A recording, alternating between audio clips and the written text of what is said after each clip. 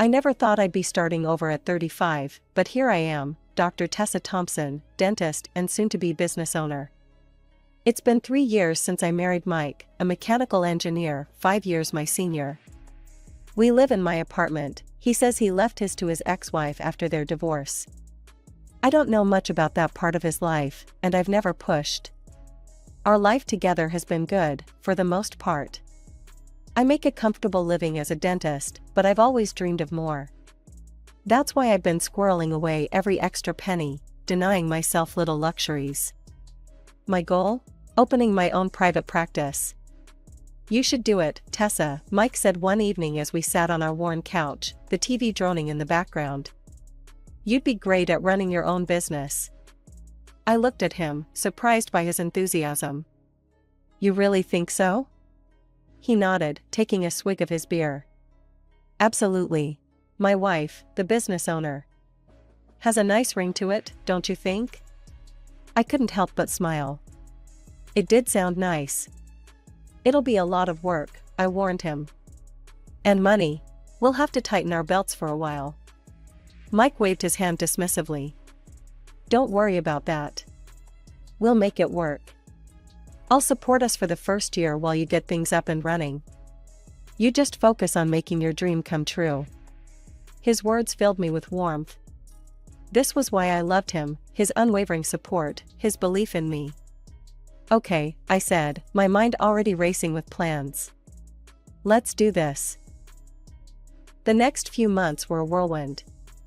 I quit my job at the clinic, throwing myself headfirst into preparations. There was so much to do, getting licenses, finding the right location, renovations, equipment.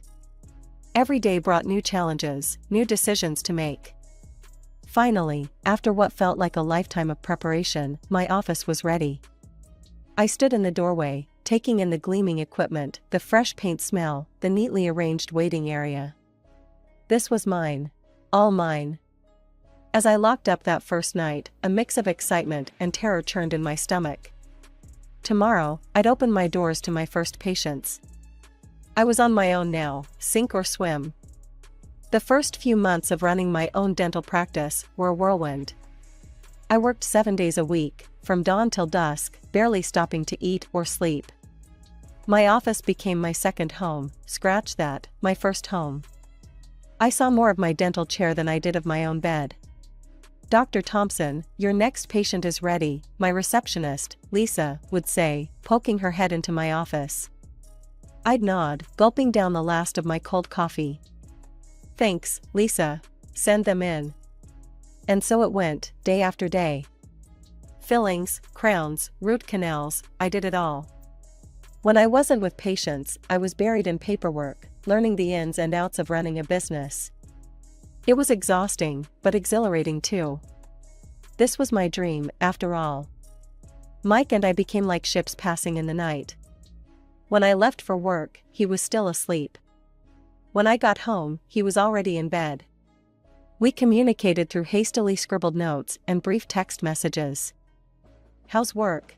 I texted one day, during a rare quiet moment. Fine, came the reply, hours later. I frowned at my phone. That was it? Just fine? But before I could dwell on it, Lisa was calling me for another patient, and thoughts of Mike were pushed to the back of my mind. Weeks turned into months. I was so focused on my practice that I barely noticed the changing seasons. Spring became summer, summer faded into fall. I was making progress, slowly but surely. My patient list was growing, and I was starting to see some regulars. You're doing great, Dr. Thompson, Mr. Johnson, one of my first patients, said during a checkup. This place is really coming along. I beamed at him. Thank you, Mr. Johnson. That means a lot. But for every high, there was a low. The stress was constant, the pressure immense. There were nights I'd come home and cry, wondering if I'd made a terrible mistake. But then I'd think of how far I'd come, how much I'd invested, and I'd pull myself together. I couldn't give up now. One particularly grueling day, I stumbled home well past midnight. The apartment was dark and quiet. I kicked off my shoes and collapsed onto the couch, too tired to make it to the bedroom. That's when my phone rang. I groaned, fumbling for it in the dark. Who could be calling at this hour? Tessa, is that you? It was Mike's mother, Ellen, her voice tight with worry. I sat up, suddenly alert.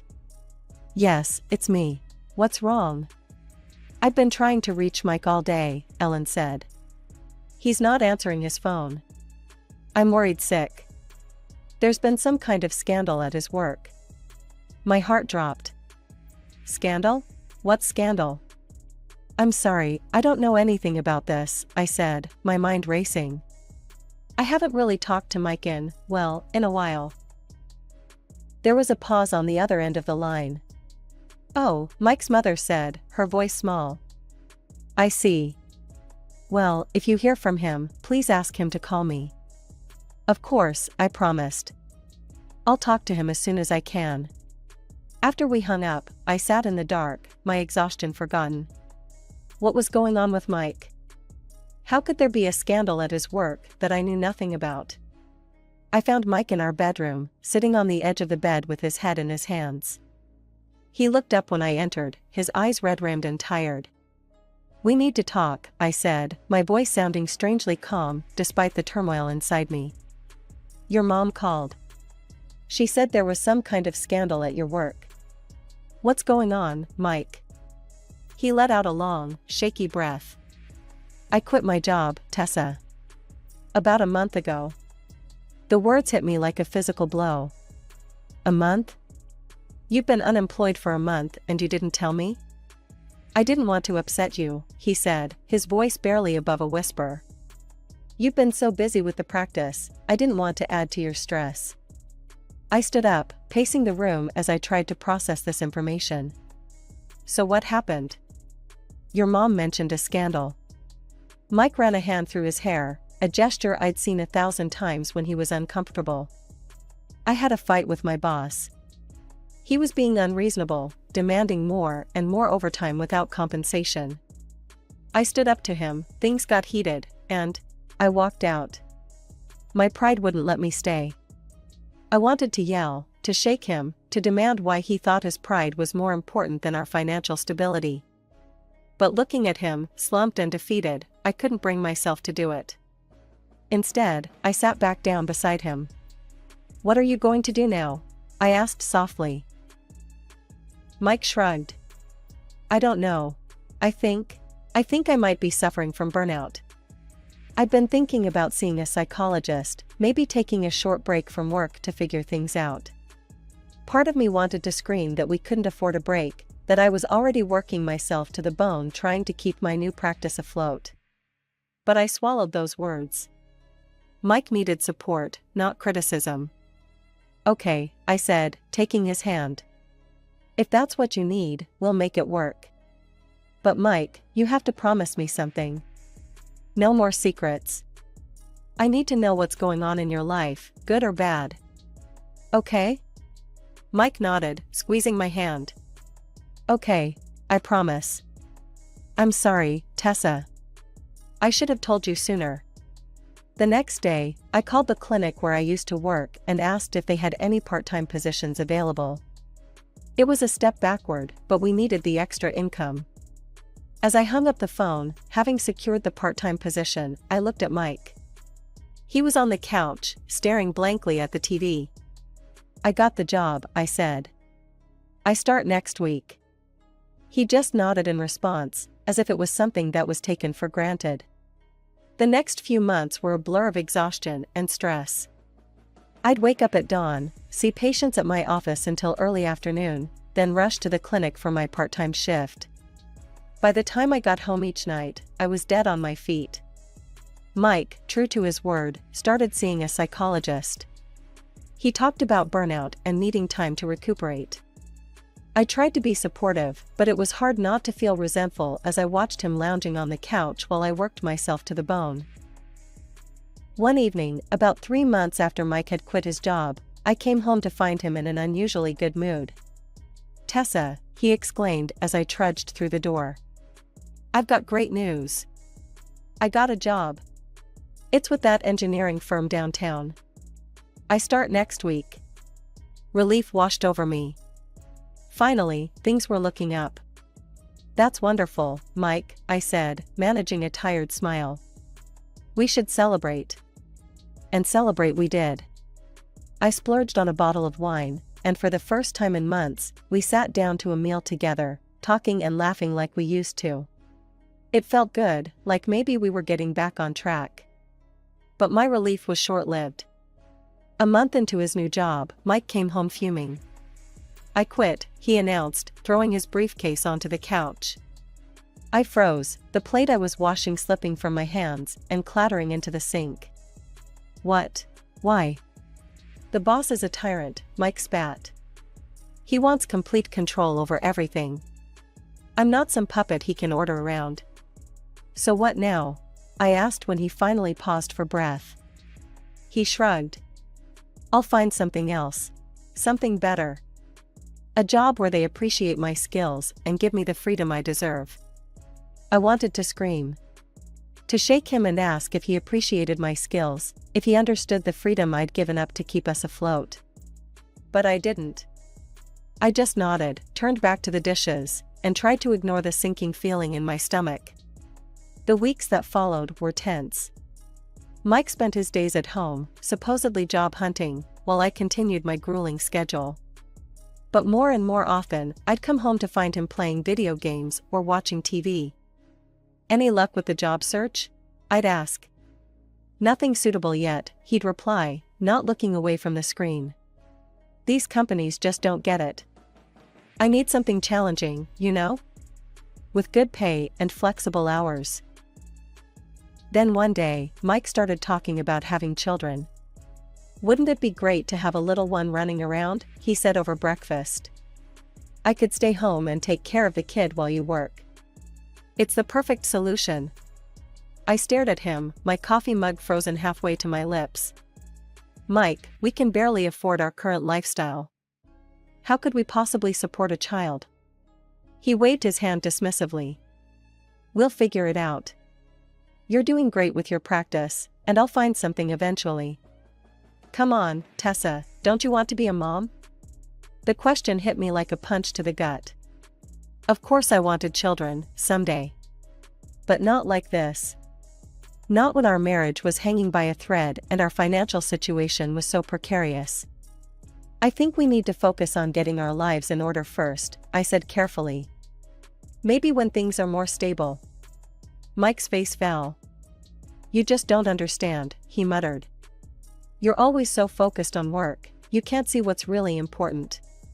His words stung, but I didn't have the energy to argue. I just got up, rinsed my mug, and headed out to another long day of work.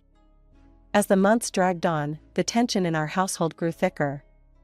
Mike's job search had become sporadic at best, and he spent more and more time immersed in his video games. I was exhausted, stressed, and increasingly resentful. One evening, I came home to find Mike excitedly setting up a new gaming console. What's this? I asked, my voice tight. He grinned, not noticing my tone. Just got the latest system. The graphics are incredible. I felt my temper flare. And how exactly did you pay for this? Mike's smile faltered. I took some money from our joint account. But don't worry, it's an investment in my hobby. Once I start working again, I'll pay it all back. The argument that followed was ugly. Months of pent-up frustration and resentment came pouring out. We said things we couldn't take back, reopened old wounds, and created new ones. From that day on, I stopped putting money into our joint account. I paid the bills myself and bought groceries as needed. Mike was furious, accusing me of not respecting him and infringing on his rights. I'm the man of this house, he yelled during one particularly heated argument. I should be managing our finances. I laughed bitterly. What finances, Mike? The money I earned that you spend on games and beer? The atmosphere at home became unbearable. We barely spoke, and when we did, it usually ended in an argument. I threw myself into my work even more, using it as an escape from the disaster my personal life had become. Then came the day that changed everything. I was at home, catching up on some paperwork, when I overheard Mike on the phone with his parents. His voice drifted from the bedroom, animated in a way I hadn't heard in months. "Yeah, I need a new business suit for this job interview," he was saying. "It's a great opportunity, but I'm a little short on cash right now. Could you maybe help me out?" I felt a spark of hope. Was Mike finally taking his job search seriously? But as I listened, that hope quickly turned to ash. "Thanks, Mom. I really appreciate it. I'll pay you back as soon as I get the job." The call ended, and I waited, expecting Mike to come share the news about his interview. But he didn't. Instead, I heard the familiar sounds of him booting up his computer. Curious and increasingly suspicious, I quietly made my way to the bedroom door. What I saw made my blood run cold. Mike was online, not browsing job listings, but purchasing a new computer game and ordering a case of beer for delivery. I couldn't believe my eyes. He had just lied to his parents, begged them for money under false pretenses, and now he was spending it on alcohol and games? "What the hell do you think you're doing?" I demanded, pushing the door open. Mike jumped, guilt flashing across his face, before quickly being replaced by defiance. "It's none of your business. This is my money." "Your money?" I was incredulous. "You just lied to your parents to get that money. They think you're buying a suit for a job interview." The argument that followed was the worst we'd ever had. Finally, red-faced and shaking with anger, Mike grabbed a bag and started throwing clothes into it. "Where are you going?" I asked, my voice hoarse from yelling. "To my parents," he spat. "At least they support me." As the door slammed behind him, I sank to the floor, overwhelmed by a mix of anger, disappointment, and an odd sense of relief. For the first time in months, maybe years, I felt like I could breathe. Days passed since Mike stormed out, and the apartment felt eerily quiet without him. On the fourth day, as I was finishing up with a patient, my phone buzzed. Mike's name flashed on the screen.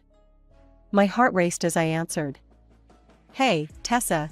Mike's voice was cheerful, as if nothing had happened. "I'm in Miami with my parents. Mom's always wanted to come here, so we decided to make a weekend of it." I took a deep breath, trying to keep my voice steady. "And how exactly are you paying for this trip?" There was a brief pause before Mike answered, his tone slightly less jovial. "Well, I had to borrow a couple of your credit cards. But don't worry. I'll pay you back many times over once I start this new job." I felt sick.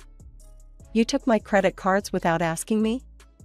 "Come on, don't be like that," Mike said, his voice taking on that wheedling tone I'd grown to hate. "It's just for the weekend. I'll bring you back a nice shell from the beach, okay? Have a good weekend, honey." Before I could respond, he had hung up. In that moment, something inside me snapped. With shaking hands, I opened my banking app and blocked all my credit cards. Next, I called a locksmith. Within an hour, he was at my apartment, changing the locks. My final stop that day was a lawyer's office. I'd found her online, Sandra Patel, specializing in divorce law. "I want to file for divorce," I said, the words coming out easier than I'd expected. Sandra nodded, her expression compassionate but professional. "I understand, Dr. Thompson. We'll start the process right away. Can you tell me a bit more about your situation?" By the time I left her office, the divorce papers were being drawn up. As I stepped out onto the street, the late afternoon sun warming my face, I felt something I hadn't experienced in a long time: hope. The sun had long set when my phone rang again. Mike's name flashed on the screen, and I braced myself as I answered. "Tessa? Thank God you picked up." Mike's voice was frantic. "Something's wrong with the credit cards. They're not working, and we can't pay for anything here. Mom and Dad are freaking out." I took a deep breath, steeling myself. "That's because I blocked them, Mike. I didn't give you permission to use my cards." There was stunned silence for a moment before Mike spoke again. "Look, I'm sorry, okay?" His tone shifted to pleading. We're already here on the coast. Can't you just unblock the cards? We'll sort everything out when we get back, I promise. I almost laughed at the familiarity of those empty promises. No, Mike. I'm done sorting things out for you. You've put me in impossible situations time and time again. Now you can figure this one out on your own. Tessa, please. He was begging now. You're putting me in such an awkward position. My parents are here, we have no way to pay, this is your problem too. No, Mike, I said firmly. This is your problem. You created it, now you solve it. Goodbye. The next day, I took a personal day from work. I spent the morning packing up Mike's belongings, trying not to get caught up in memories as I boxed up his clothes, books, and the various gadgets he'd accumulated over the years.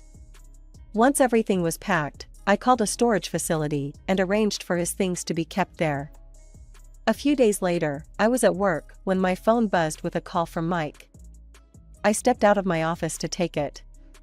Tessa? I'm outside the apartment, but my key isn't working. Did you change the locks? He sounded incredulous. Yes, I did, I replied calmly. Mike, I've sent divorce papers to your parents' address. You should be receiving them soon. There was a sharp intake of breath on the other end of the line. Divorce papers? Tessa, you can't be serious. We can work this out, we always do. Not this time, I said, surprised at how steady my voice was. I packed up your things and sent them to a storage facility. I'll text you the details. Tessa, please, he begged. Let's start over. I'll change, I promise. Just give me one more chance. I closed my eyes, memories of all the last chances flashing through my mind. No, Mike. It's over. I hope you find what you're looking for, but it won't be with me. As I hung up the phone, I felt a mix of emotions, sadness for the end of what we once had, relief that it was finally over, and a growing excitement for what the future might hold. For the first time in years, that future was entirely up to me. A few weeks after I'd sent Mike's belongings to storage, my phone rang with an unfamiliar number. I answered cautiously. Tessa? It's Ellen, Mike's mother. I braced myself, expecting a tirade about ruining their Miami trip. But Ellen's voice was soft, almost apologetic. I owe you an apology, Tessa, she said, catching me off guard. I had no idea what Mike has been putting you through. As Ellen spoke, the pieces of Mike's past began to fall into place. She told me about Mike's first wife, how she'd left him due to his chronic irresponsibility. Ellen had hoped Mike had changed, that our marriage would be different. When we got back from Miami and I learned the truth, how he'd been lying to you, stealing your money, I was devastated, Ellen confessed. I kicked him out of the house. I couldn't enable his behavior anymore. I felt a wave of empathy for this woman who'd raised Mike, who'd hoped for the best for her son. It's not your fault, Ellen, I said softly. You didn't know. Still, I'm so sorry for what he's put you through, she replied. You didn't deserve any of it. After we hung up, I sat in silence, processing the conversation. It was oddly comforting to know that I wasn't alone in being disappointed by Mike. In the weeks that followed, Mike made several attempts to reconcile. He showed up at my office, flowers in hand, pleading for another chance.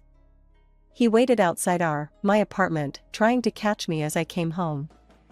Each time, I refused to engage. I knew now that he wouldn't change, that we'd end up in the same cycle if I let him back in. As time passed, I found myself settling into a new rhythm. Without Mike's expenses draining our accounts, I was able to focus fully on my practice. I left the part-time clinic job, pouring all my energy into my own office. I hired a marketing consultant, and soon my patient list was growing steadily. 6 months after filing for divorce, I hired 2 more dentists to help with the increased workload. It was a joy to see my little practice flourishing, to know that all my hard work was finally paying off. A year after Mike left, I made the final payment on my business loan. To celebrate, I booked a weekend trip to a nearby spa resort. something I'd always wanted to do but had never allowed myself to splurge on before. As I lounged by the pool, sipping a fruity cocktail, I marveled at how much my life had changed. Now, as I sit in my expanded office, looking over plans for a new wing to accommodate more specialists, I can't help but feel proud of how far I've come. The past 2 years have been a journey of self-discovery and growth. I've learned to value myself, to trust my instincts, and to never settle for less than I deserve. Who knows what the future might bring? For now, I'm content knowing that whatever comes next, I have the strength and wisdom to handle it. My story isn't over. In many ways, it feels like it's just beginning,